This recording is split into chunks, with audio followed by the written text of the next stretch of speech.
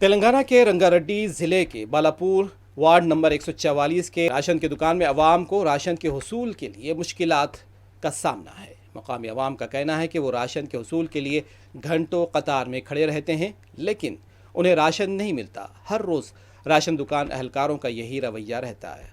उनका कहना था कि राशन अहलकार दुकान में राशन न होने का दावा करता है, लेकिन दुकान राशन के थैलों से भरी पड़ी होती है।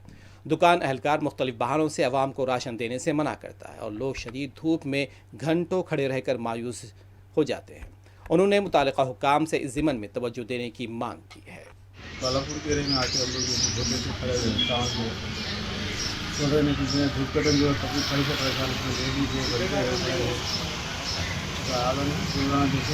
टाइम तो बराबर नहीं खोल रहे बंद कर दे रहे चले आ रहे चावल कैसे परेशानी होगी क्या है कि लोगों का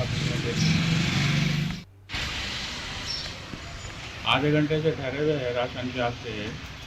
सीनियर सिटीजन आदमी है हम, राशन की दुकान बंद है,